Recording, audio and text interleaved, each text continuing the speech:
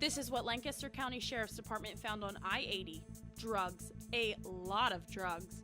And why this Lincoln police officer is behind bars. The university system faces a shortfall and programs could be cut. When to go and when to stop. A new traffic light system confuses some drivers. Star City News starts now.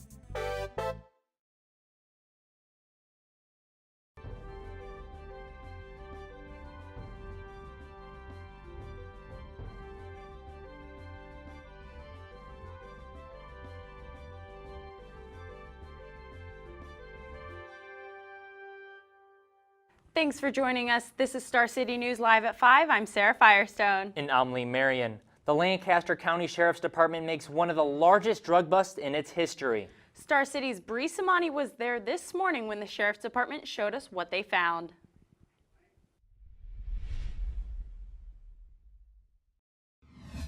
Two men are behind bars after a large drug bust on I-80. Police found 110 pounds of marijuana and 25 pounds of THC shatter. A deputy stopped two vehicles near the downtown Lincoln exit around 2 p.m. yesterday. Inside of this U-Haul van, deputies found $440,000 worth of high-grade marijuana and $1.1 million worth of THC shatter. THC shatter, which is consistency, I call it peanut brittle consistency. It's a thin layer of 90% pure THC that is smoked in dabs. These sell for about $100 a gram. Lancaster County Sheriff Terry Wagner says this is the most amount of shatter they've ever seen. Authorities arrested 39-year-old Richard Wilkinson of Oregon for possession of marijuana with intent to deliver, and 50-year-old John Carlson for aiding and abetting the possession of marijuana with intent to deliver. Wilkinson was driving the U-Haul and Carlson was following him in a separate vehicle. Wilkinson is the CEO of Rich Extracts, an Oregon-based licensed cannabis processor.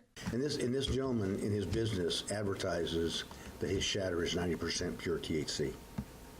He's won a number of awards through various marijuana industry publications and such for his products.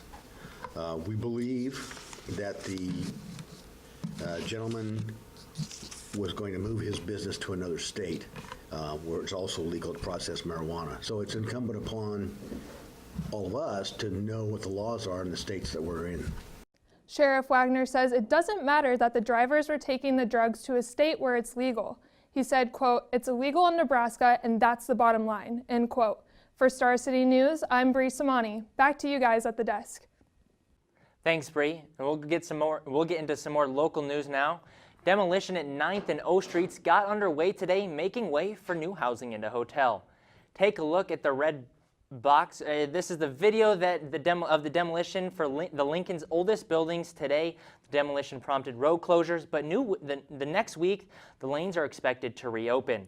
According to Public Works, 9th and O Streets is the busiest intersection in downtown Lincoln, seeing 18,000 vehicles daily. If there are no changes in plans, these buildings will be the third tallest in town. The University of Nebraska administrators are bracing for significant budget cuts.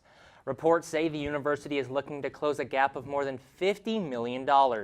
Lincoln campus officials say they are expecting to make close to $8.5 million in cuts. Proposals will go to the Academic Planning Committee this month, and changes will go into effect next year. Ronnie Green spoke to a crowd at Lincoln's Country Club yesterday. He addressed the university's drive to keep out-of-state students at UNL, how research at the university has begun steadily improving, and the inevitable fate of Husker athletics. Although we all wonder the plans for the future of Husker athletics, Green was reluctant to give any hints. Nebraska joins 9 other states to have a loss in personal incomes this quarter. Follow the blue line here. This is the average of the United States revenue last year. And if you see the orange line, that sits slightly below the blue, which represents Nebraska. Personal incomes include paychecks, Social Security benefits, retirement funds, insurance plans, rental incomes, and assistant benefits. Personal incomes decide a state's national funding. Nebraska voters will get the chance to decide on expanding the Medicaid coverage to be part of the federal health care law. Lincoln State Senator Adam Moorfeld will propose a resolution to have placed on the ballot in November 2018. Nebraska lawmakers have rejected previous attempts of the expansion 5 times, but Moorfeld says he thinks voters are infinitely more reasonable than the legislator and the governor. The Nebraska State Board of Education officials are working on defining civic readiness to be taught to students before they graduate high school. Officials want to make sure students learn to be engaged citizens when voting, volunteering, and are able to understand the art of civil discourse. The board is expected to vote on the decision soon, so teachers know what students should be learning. Lincoln Elementary Schools received an interactive boost for its students yesterday. Go Noodle!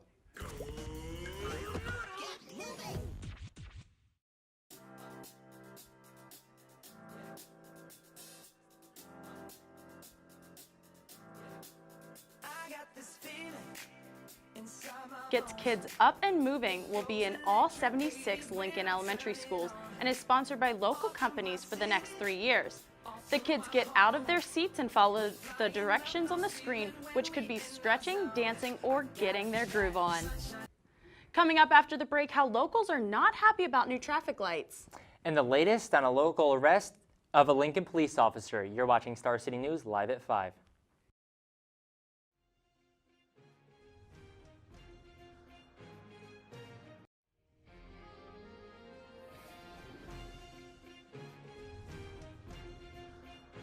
You're watching Star City News, live from the College of Journalism and Mass Communications in Lincoln. Welcome to the Lincoln Children's Museum, where the possibilities are endless. The museum offers kids a chance to develop their creativity and turn it into something special. So come on down and be active, be creative, be goofy, and much more. Discover the Lincoln Children's Museum, quick, before they grow up.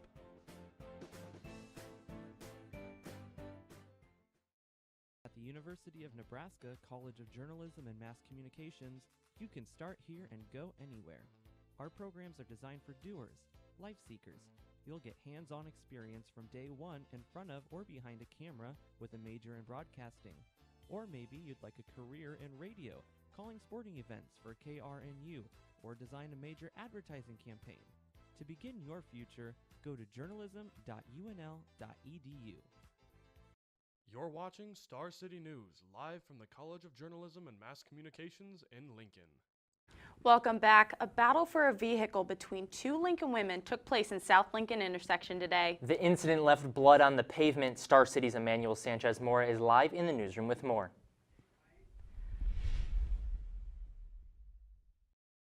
Argument for an SUV took place last night between an aunt and her niece in the South Lincoln intersection. 21-year-old Casey Alatorre was arrested and booked into the Lancaster County Jail after leaving her aunt injured in an intersection between 29th and M Streets. Lincoln police say Adam Rodriguez was clinging on her boyfriend's 1999 Isuzu Rodeo, driven by Alatorre because they were fighting for it. Reports say Alatorre had borrowed it but didn't want to return it yet. Alatorre accelerated and Rodriguez fell off the vehicle and hit her head on the street. A neighbor who witnessed the outcome from his house prefers to remain anonymous. 5 o'clock, possibly a little bit later, I saw quite a few police cars blocking the intersection.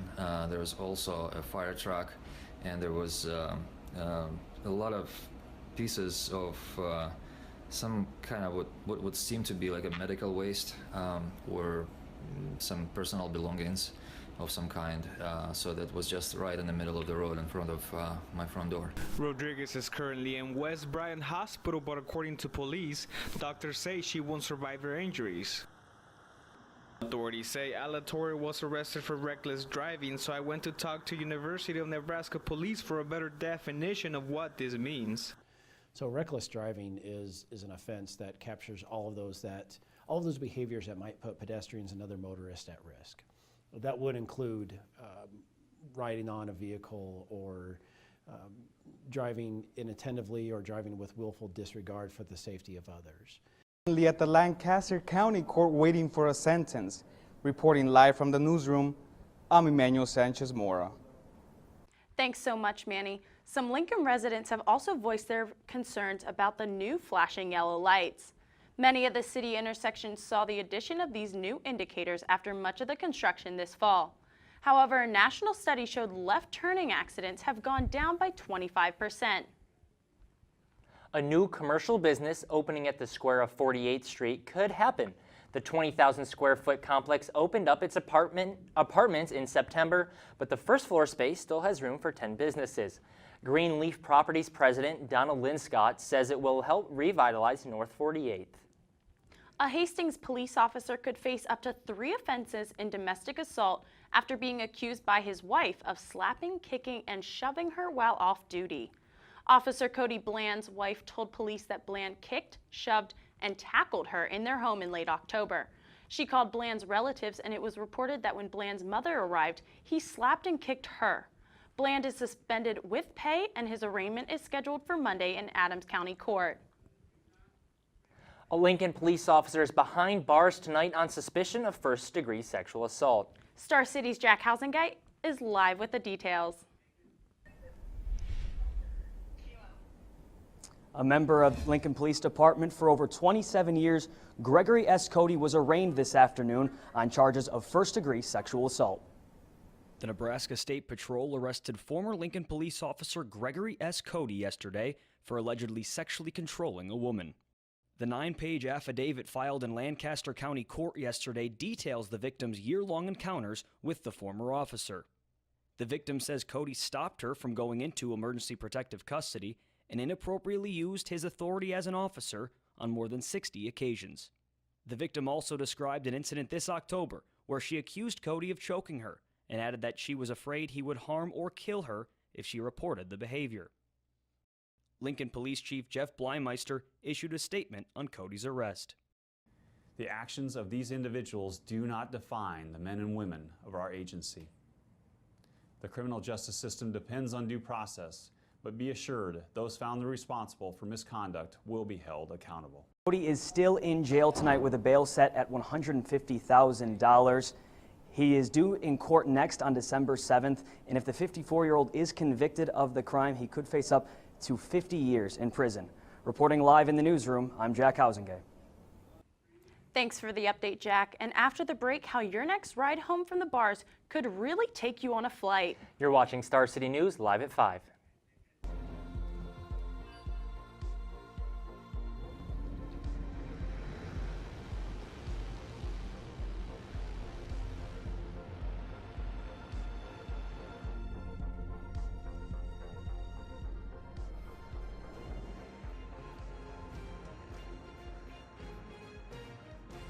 You're watching Star City News, live from the College of Journalism and Mass Communications in Lincoln.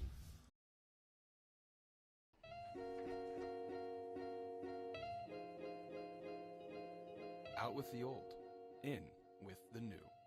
The University of Nebraska-Lincoln's College of Journalism and Mass Communications is ready for the future with its brand new renovation.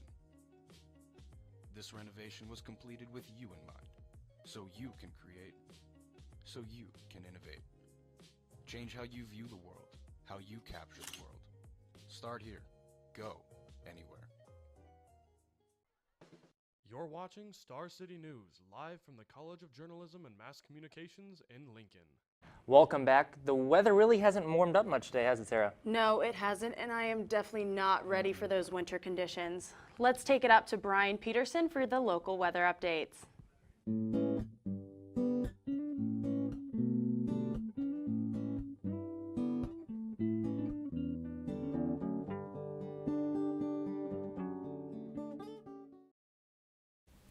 Thanks, guys. As the sun is setting over the capital city, it looks to be a great day with the clear skies, but if you didn't know the temperature, it is 37 degrees with northeast winds at 10 to 15 miles per hour, which does make it feel pretty chilly for this time of the year. And you can see that in our almanac. Our low this morning was right around average at 29 degrees, but our high nowhere near the 54 degree average. And you can see the sun is now setting due to the hour fallback last week. And then going into tonight, as the sun sets, it will drop off quite rapidly down to 18 degrees, but those winds will switch to out of the south and that'll kick the temperatures up a little bit on tomorrow, 41 degrees with partly sunny skies.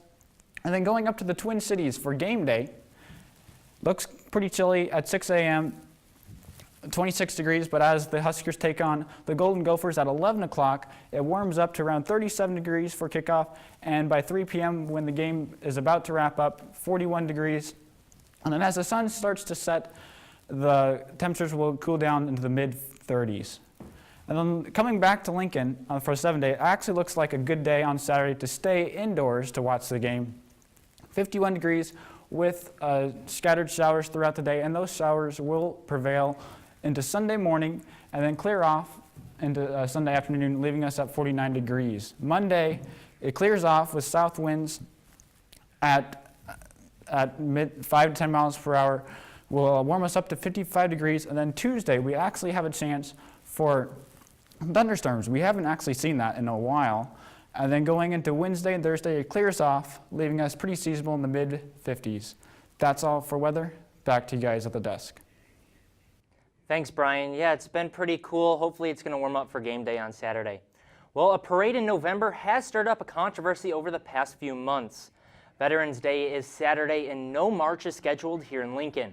The City Council approved the parade a few months ago, but the city is still waiting on a sponsor. The hope is next year Lincoln will have a Veterans Parade. 47 years ago, the 101st Airborne Division flew in the Vietnam War. Last night, a dozen or so of those men reunited in York, Nebraska. They made the trip for one of their own, Kenneth Mayberry, who has been battling multiple sclerosis and is wheelchair bound. Fellow airmen traveled from across the country to make it and visit Mayberry. The Federal Emergency Management Agency, also known as FEMA, is helping to transport hurricane survivors from Puerto Rico to the United States. The agency says it is working to relocate approximately 3,000 people who are currently living in shelters. Puerto Rican Governor Ricardo Rossello chose Florida and New York to be the relocation states for many other survivors due to the large Puerto Rican communities. FEMA is working with both states on agreements for interim housing for those survivors. Trump visited China as part of his Asian travel plans. He addressed the media and talked with China President Xi Jinping. Here's what Trump had to say. I look forward to building an even stronger relationship between our two countries, China and the United States of America, and even closer friendships and relationships between the people of our countries. And Uber just signed a deal with NASA to develop a new form of transportation.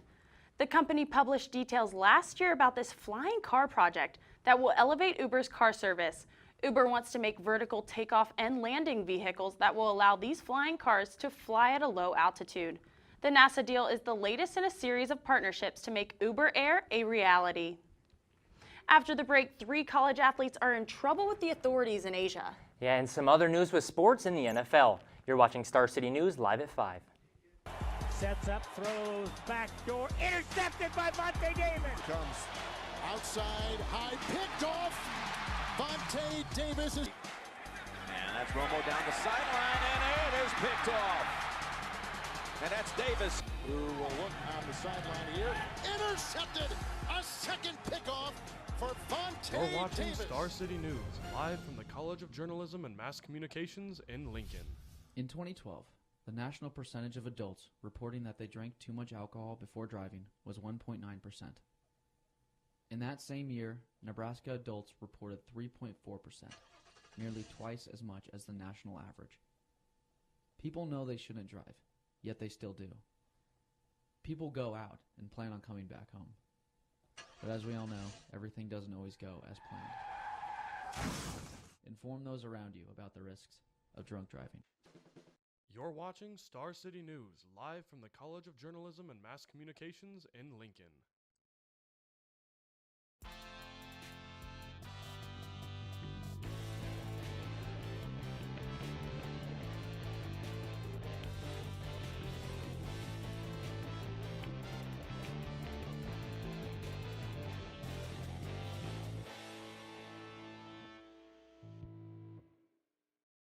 Welcome back to Star City News. I'm Keon Asgarpour with the latest in sports.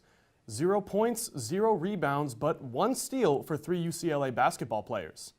Freshmen LiAngelo Ball, Cody Riley, and Jalen Hill were arrested for suspicion of shoplifting from a Louis Vuitton store in China.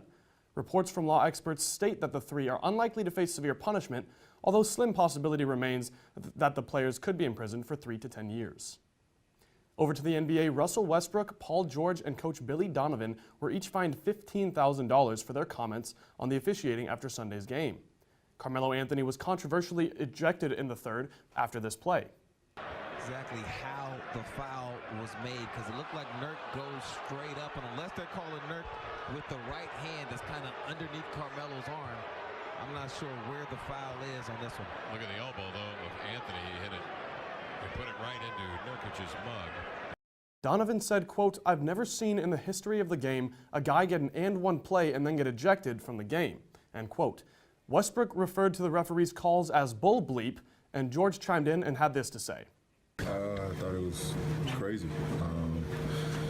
That was, I didn't think they could do that. Review a play that they called it and one, called it back. I thought the officials was overturned by the crowd. Thunder will bounce back and try to snap a 3-game losing streak tonight in Denver against the Nuggets. To reach up with their hands and make some contact with it. 24-yard attempt. Oh, he hits the upright. It's no good. John Ryan to hold. And he misses it. That's impossible. Oh, my God. That is impossible. Then the NFL kicks off tonight as the Seahawks go beak to beak against the Arizona Cardinals. This rematch comes after these teams played on the same field about a year ago, with the game ending in an embarrassing 6-6 tie. Along with this game shown on your screen, here are some other important matchups over the weekend. The drama surrounding the Indianapolis Colts cornerback Vontae Davis has finally come to an end. The team announced his release earlier this morning. Davis hasn't played up to standards this year, but did suffer a groin injury earlier in the third week in the preseason. Colts benched him last Sunday and made sure everyone knew that it was performance-related and not due to the injury. That ticked Davis off because he claims his poor play is based on the injury. Davis will be placed on waivers soon, allowing teams to pick him up if they feel the injury isn't an issue. That's all the time we have for sports. I'm Keon Osgood. Coming up after the break, what's happening with Kevin Spacey and a look back at last night's CMAs.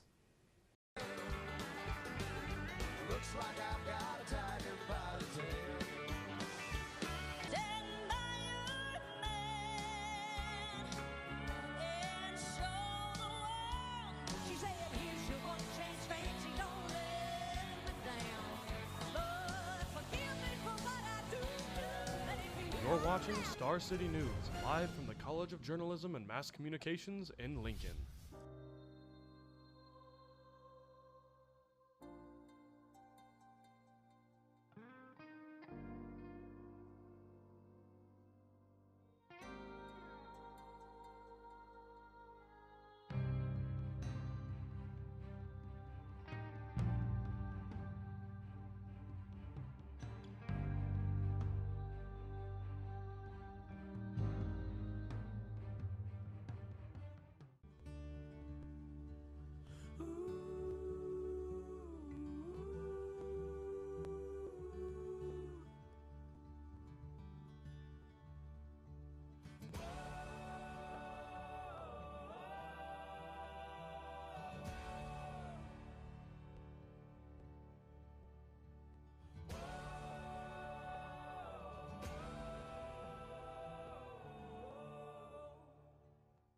You're watching Star City News, live from the College of Journalism and Mass Communications in Lincoln.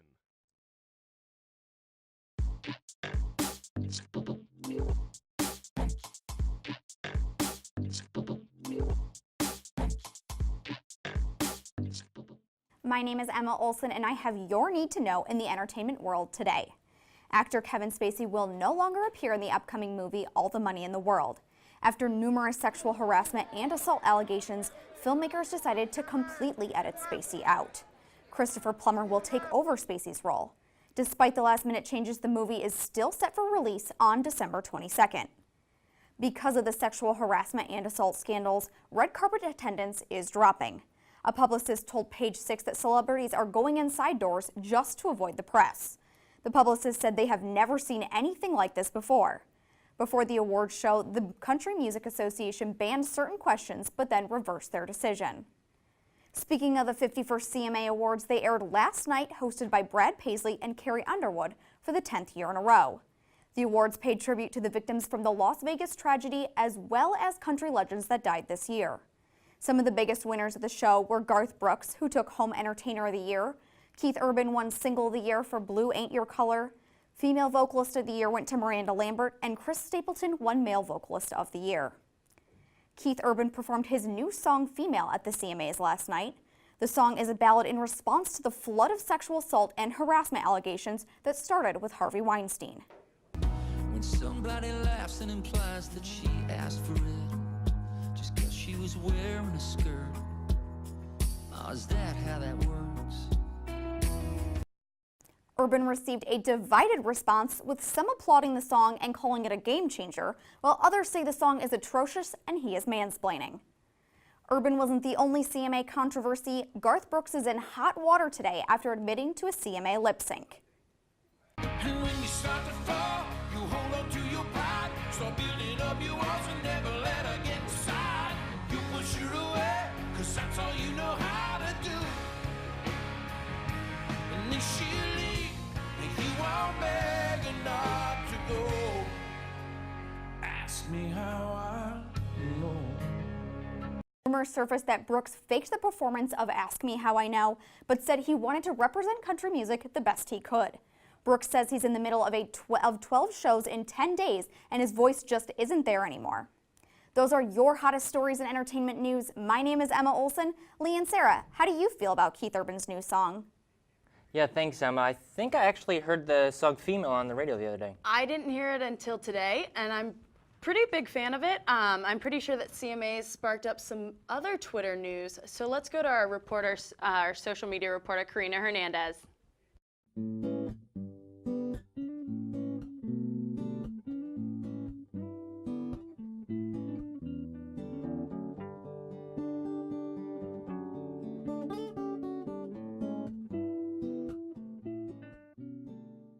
Thanks, guys. Our professors can surprise us from time to time. Snapchatters shared videos that will have you asking, wait, your professor did what? Here's one of a professor teaching his students vape tricks, and this professor who decided to tango when math became way too much. Not only are these next tweets too much, but they're just plain hurtful. In honor of the CMA Awards, Jimmy Kimmel had a special country music edition of Mean Tweets. The Zac Brown Band is on 3 radio stations at the same time. As you can imagine, this is the worst day of my life. Hashtag hate them. Chris Stapleton proves that ugly people can still win awards. Ouch. Hey, at least you still have your awards.